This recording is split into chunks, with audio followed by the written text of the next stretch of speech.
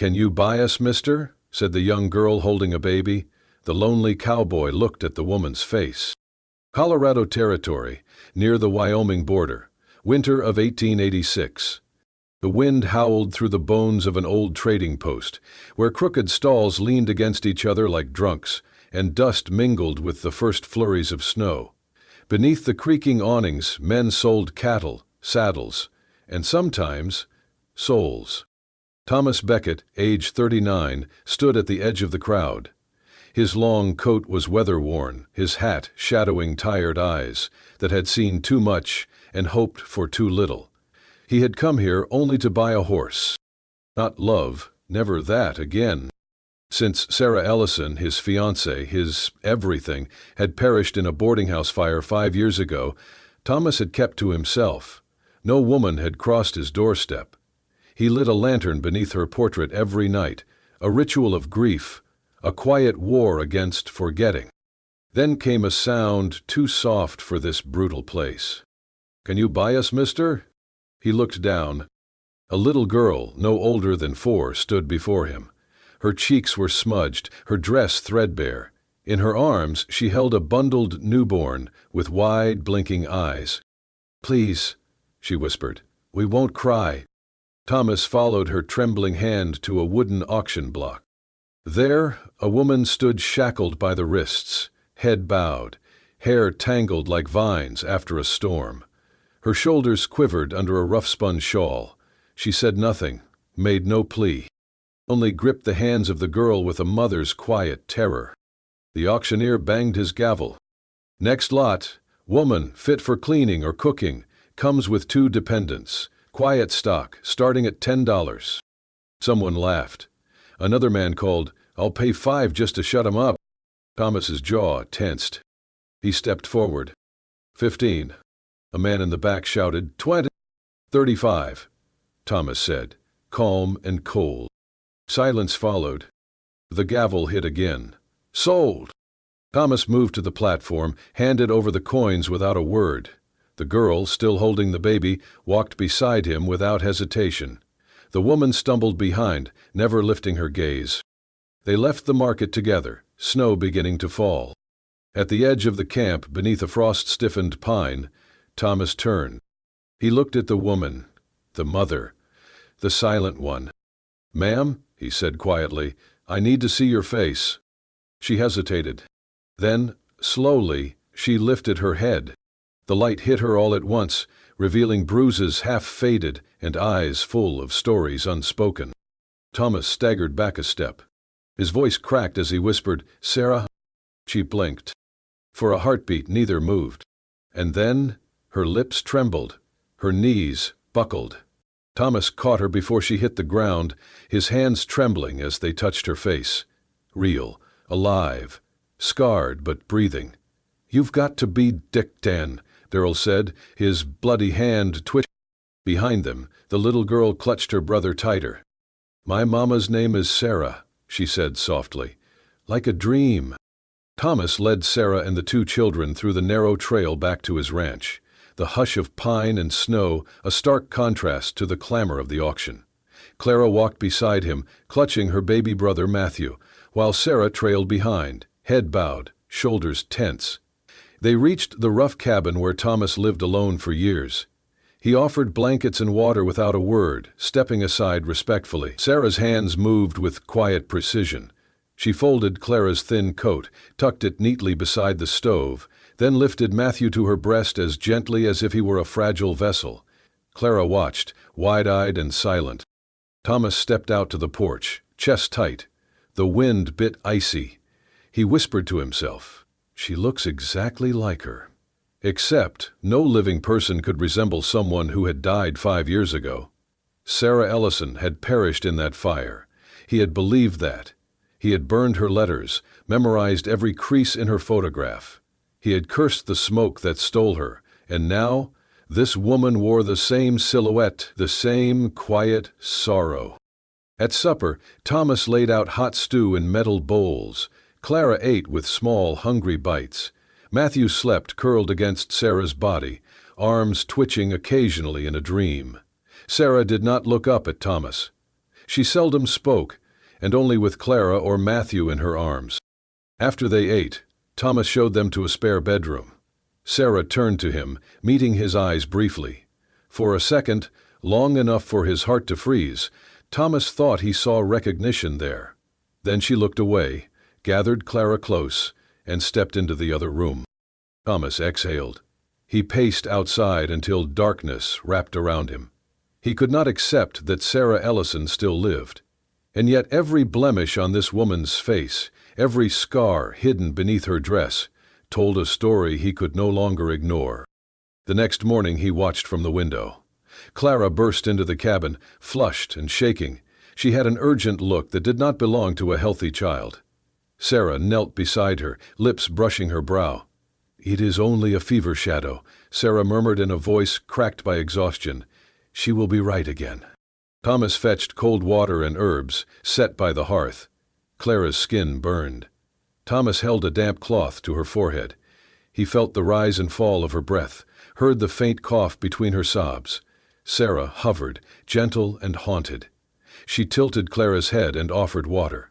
She never looked at Thomas, but Thomas saw the way she held her daughter, as if protecting something more fragile than life itself. Hours passed. The fever worsened. Clara whimpered, arms around her mother's neck. Sarah's fingers trembled. Thomas carried Clara to his own bed, weaving her into blankets. He settled beside her, placing the damp cloth on her hair. As he brushed stray strands away from Clara's ear, he froze. There it was, a tiny, dark freckle just beneath her earlobe, the same exact freckle Thomas had beneath his own ear. He drew breath, shallow and slow. This could not be coincidence. Could it? The same placement, the same shape, a birthmark like a signature. Thomas felt his world shift beneath him. He stared at Clara's face, flushed with fever but peaceful in sleep. His heart thundered. If this child was his, then that woman was Sarah. He retrieved his tobacco pouch, no match, but shook out a pinch and chewed. He stared at the stove flames and clenched his jaw until the pain grounded him. When Clara slept at last, Thomas rose and found Sarah kneeling beside her bed. She held Clara's hand, as though she could will the fever away. He approached slowly. His voice was soft. "That mark? Is she really mine?" Sarah's head lifted, eyes brimming. She pressed her lips together, nodding slowly. She whispered, "Yes." Thomas swallowed. He closed his eyes, clutched the back of a chair, and let grief and hope mix into a single ache. That night, Thomas found Sarah alone in the corner of the living room, spinning a cracked locket in her fingers. He sat beside her. She flinched, but did not pull away. He said gently, "Tell me how." She inhaled, drew breath, then began. After the fire, she was taken. The fire had been set. She had been bound, hidden, forced to serve, forced to marry, forced to bear Clara in secret. They never told him about the baby, never allowed her to write. After her husband died, they sold her and the children as debt collateral. She ran, hiding beneath blankets and shadows until tonight. Thomas listened, stunned. The story poured out like a river long dammed. He felt both betrayal and relief. Sarah had never betrayed him. She had been stripped of every choice. Her silence had been her shield. By dawn, Clara slept soundly. Thomas sat by the window, holding Sarah's hand. He stared into the snowy fields. His voice was hoarse. "I will not hide now." And Sarah let herself believe for the first time in 5 years. She might be found, after all. A pale dawn crept through the cracks of the cabin window. Thomas Beckett watched the fire crackle low in the hearth. He sat across from Sarah, whose face was gaunt and drawn, lit by the flickering embers. Clara slept beside her, and on Sarah's lap the infant Matthew stirred softly. Sarah exhaled, her voice trembling with a truth long held in shadow. "The fire. It was never an accident, Tom." Thomas's throat tightened. The word brought memories he had buried. Smoke, cries, the towering flames at the lodge. He whispered, "Go on." She tucked both children closer, then began in measured, broken tones how it unfolded after that night. They said I was dead. I saw the room burn, the flames catch, but I wasn't inside. They set the fire to hide me. A man, rich, cruel, had bought me. He hired someone to destroy the evidence, my letters, the bed, everything. Thomas clenched his fists. A brittle anger rose in him, but he held still, letting her speak. I was taken west, Thomas. Shot, but not killed. They bound me, fed me stale bread, wore me until I could carry no more. Then they forced me into marriage, him a man with no kindness. I bore Matthew under his roof. Sarah's voice cracked. She looked down, and for a moment Thomas thought she might collapse. Then she raised her eyes and stared at him, steady. What hunger I still carried. I held on to 2 songs, one for you and one for our unborn child. Clara came months after you vanished. I named her after you. Thomas exhaled, the breath freezing. His pulse pounded, drowning out the crackle of the flames. He saw the line of her jaw, the curve of her cheekbones, once soft beneath candlelight, now sharpened by suffering, but still Sarah's. A month ago, Sarah continued, his temper took him. He struck me. One strike, and he was gone, dead from a fall the next dawn. There had been no obituary, no message, no farewell. They sold me with the children, as unpaid debt. I thought I must never show my face until tonight. Thomas stared at her across the hearth. She lowered her gaze and wept quietly, pressing fingers into Clara's small hand. The weight of all she'd lived through lay heavy in the smoke-filled silence. He rose, walked to the door. Outside, the cold bit into him, steel wind, brittle and unforgiving. He drew a ragged breath, arms aching, staring into the open gloom. The wind howled across the snow like a lament.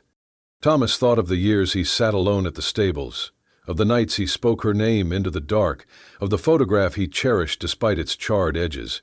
He had believed she burned, but all this time she had lived, and carried their child.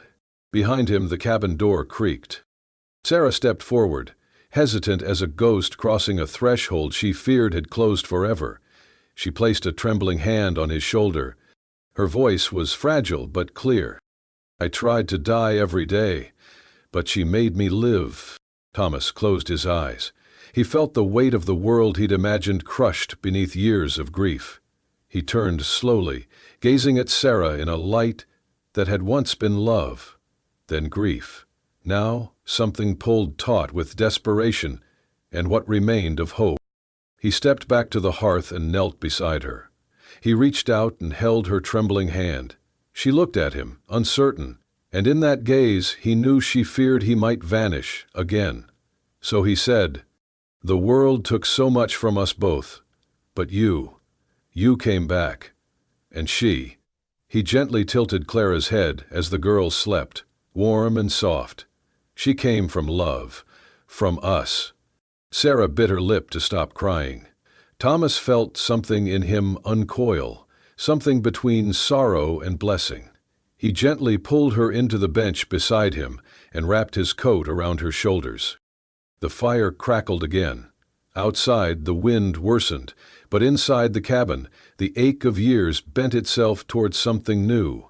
Clara murmured in her sleep. Sarah steadied her breath. Thomas exhaled and pressed his forehead to Sarah's temple. He whispered, "I never stopped waiting." And Sarah let herself believe for the first time in 5 years that waiting had not been in vain. Snow fell in a steady hush as the morning crept into the valley. The cabin, still cloaked in smoke from last night's fire, sat like a forgotten prayer in the cold. Inside, Sarah fed Matthew in the quiet, while Clara drew circles in the frost on the windowpane.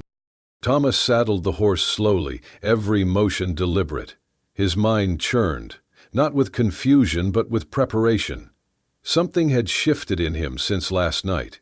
The pieces of his broken world had not disappeared, but somehow they had turned to form a path.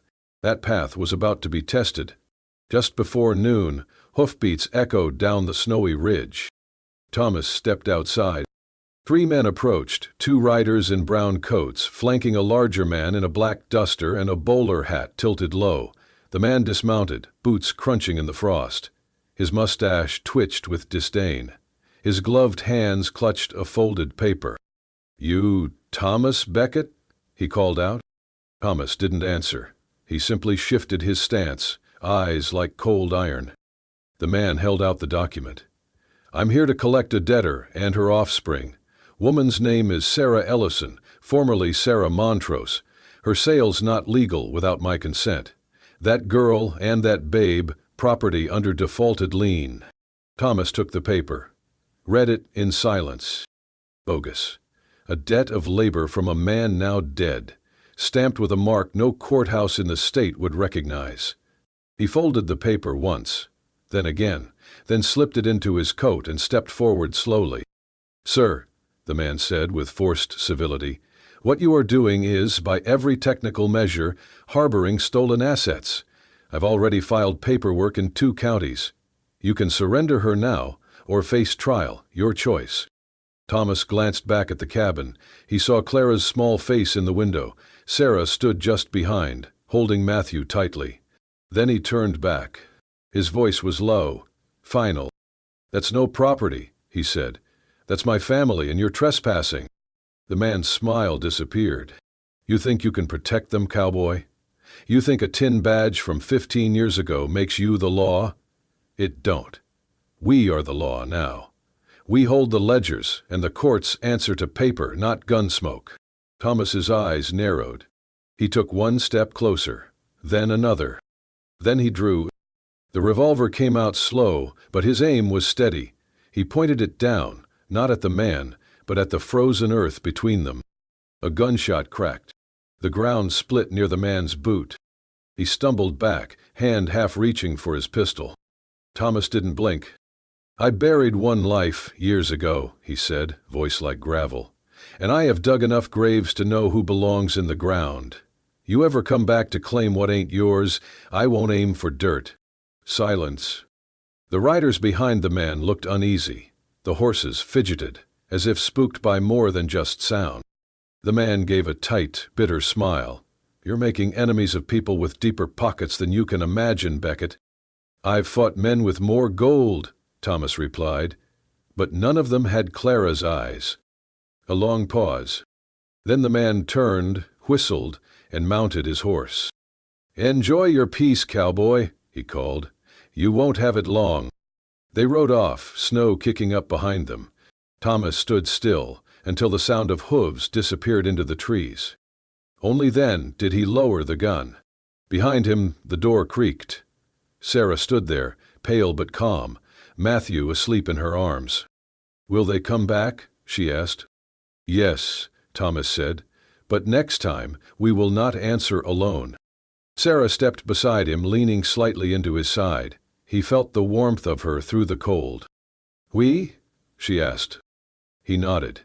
"If they want to take something that matters, they'll have to come through both of us now." Inside, Clara opened the door wider.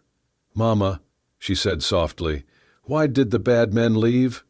Sarah smiled, her hand resting on Thomas's. "Because your papa told them to," she said. And for the first time, Thomas Becker did not correct her. The late afternoon sun dipped behind the ridge, casting the hills in a warm golden hue. Dust rose gently under the hooves of a chestnut mare as Thomas walked beside it, one hand steadying the reins, the other guiding Clara, who sat upright in the saddle with determined little hands. "Easy now," he said gently. "Let her feel your legs. She'll follow your heart if it's steady." Clara nodded, her brow furrowed in concentration. The mare responded, trotting in a small arc through the pasture near the cabin. Sarah watched from the porch, arms wrapped around baby Matthew. Her eyes followed every movement, every word. Thomas's voice, once so foreign and distant, now warmed the earth it touched. Clara finished her loop, and Thomas lifted her down. She stumbled into him, laughing breathlessly. "I did it," she said, cheeks flushed. "You did," he said, crouching to her height. "You were brave." Clara looked at him, quiet for a moment. Her smile faded slightly. "Can I ask something?" she whispered. Thomas's throat tightened. He nodded. "I wish I had a real pa like you," she said. The words landed deep, too deep to speak past. He swallowed, pulling her into a gentle hug. Her small arms wrapped around his neck without hesitation. Behind them, Sarah pressed her lips together, the tears coming without fight, not for what she had lost, but for what she now saw clearly ahead. Later, as twilight crept in, Sarah sat at the table with a worn piece of parchment and trembling fingers. Thomas lit the lamp beside her. "You sure?" he asked. She nodded. "He will keep coming, not just for us. He has done this to others. If we stay silent, we help him keep going." Thomas placed a steady hand over hers. "Then we speak." Sarah dipped the pen and began to write. "To the office of the Sheriff, County of Ridgewood," she began, her script slow but unwavering. "I am Sarah Ellison, once declared dead in the fire of 1881. I was taken that night by a man named Silas Kearney, who runs a network under the guise of indenture trade. I am alive, and I testify he forged my death, took my freedom, and has done so to others." She paused, the candlelight flickering in her tear-brimmed eyes. She continued, describing the house in Kansas, the men she'd seen traded like livestock, the chains, the tea laced with root toxin, the false debts scrawled on fake ledgers. When she was done, Thomas signed his name at the bottom beneath hers. Witness, protector, believer. He folded the letter, sealed it, and tucked it inside his coat. "I'll write at first light," he said. "They'll listen. They have to." Sarah touched his sleeve. "Thank you." He looked at her, not as a man pitied, but as a man choosing hope. "I should have found you sooner," he said quietly.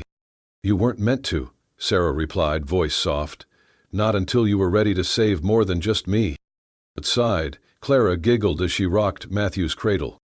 Inside, Thomas and Sarah sat together in the warm hush, leaning, finally, into the fragile, fierce hope they had once buried, and now dared to believe in again. The wind shifted as the sun climbed higher over the rooftops of Ridgewood. It carried with it the weight of something different, something uncertain but stirring. Thomas felt it as he helped Sarah and the children down from the wagon, parked in front of the county hall. The town square buzzed with cautious curiosity. Word had spread fast. The lone cowboy who lived beyond the creek had returned, this time not just with a rifle, but with a woman once thought dead, and a child who looked too much like him to be coincidence. Inside, the civil hall echoed with boot steps and whispered breaths. A deputy motioned them forward. Sheriff Ezra Malloy stood at the front of the room, arms folded, his mustache twitching as he took in Sarah's tired but unwavering face. Thomas stepped forward.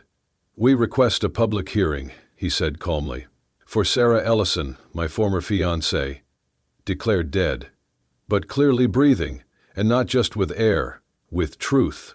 The sheriff raised an eyebrow. "That a fact?" Sarah took a breath and stepped past Thomas, carrying Matthew against her chest. Clara clutched her skirt tightly. "My name is Sarah Ellison," she said. 5 years ago I was taken from a boarding house in Kansas the night it burned. I was held by a man named Silas Kearney. He trafficked women under false debts. Faked my death with the help of a bribed landlord. I was pregnant when taken.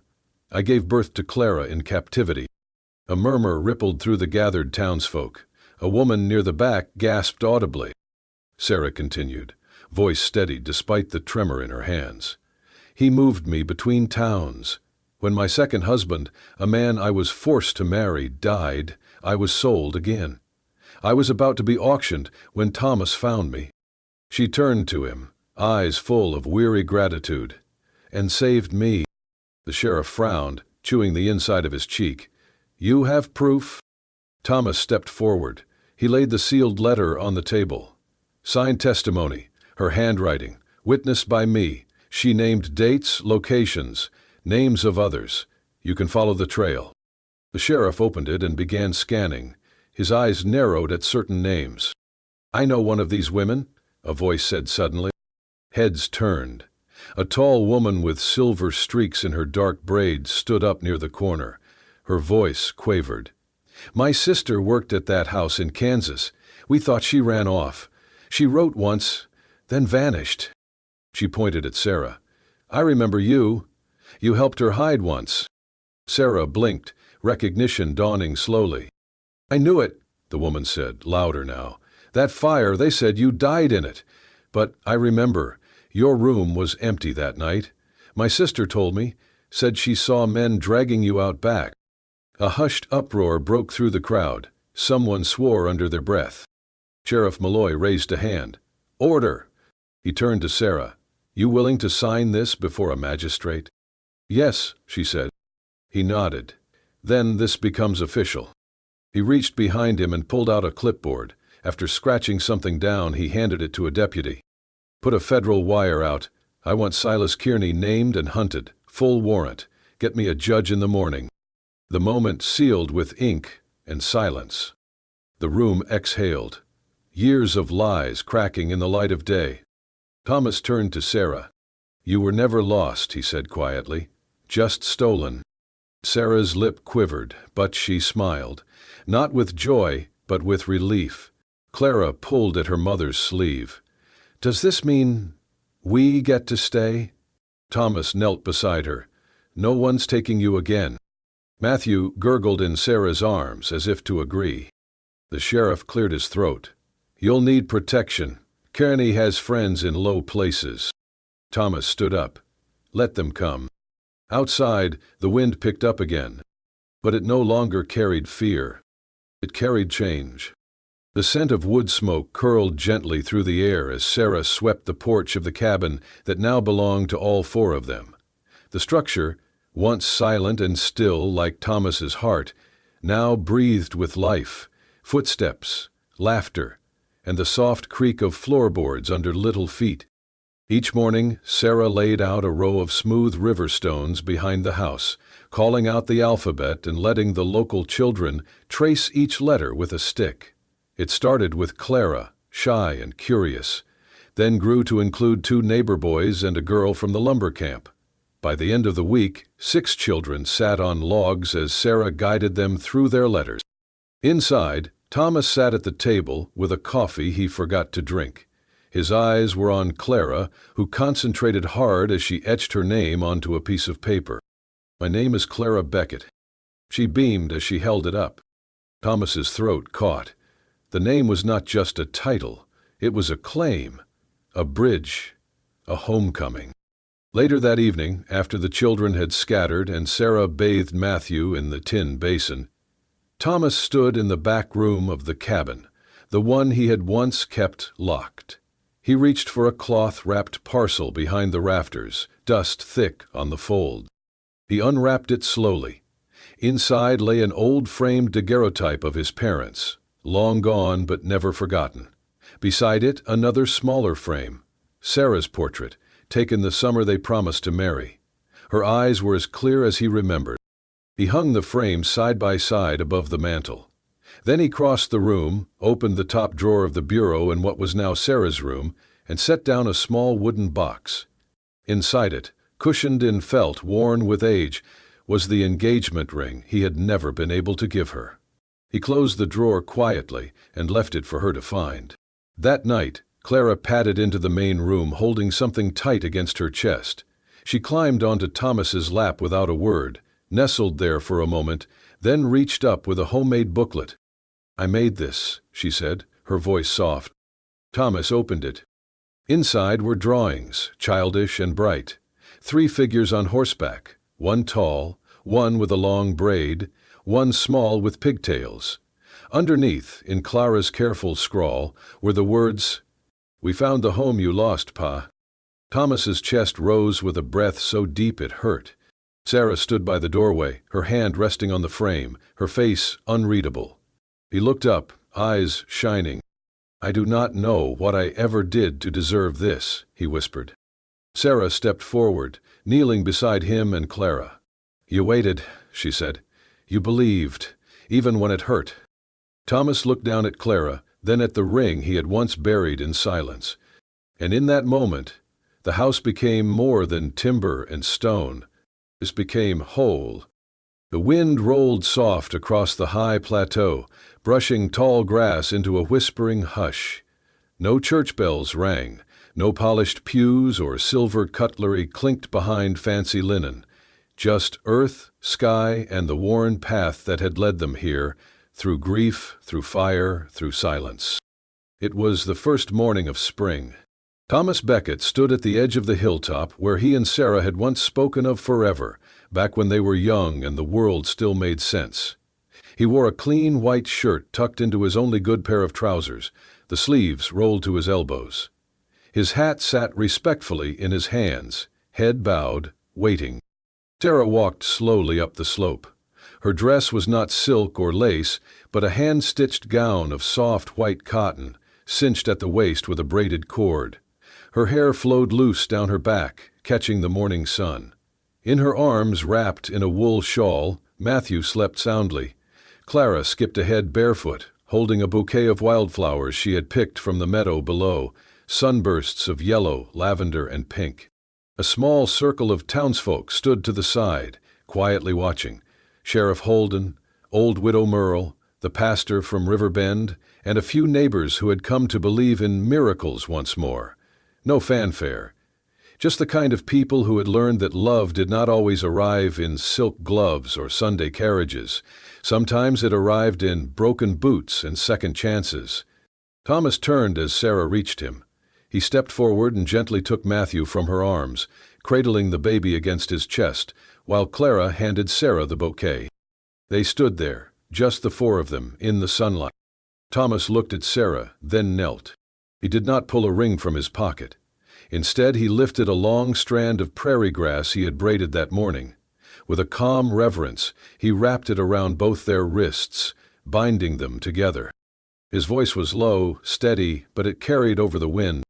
"Not a vow for show," he said. "No altar, no choir. Just this, a promise made in dust and blood and the years we lost.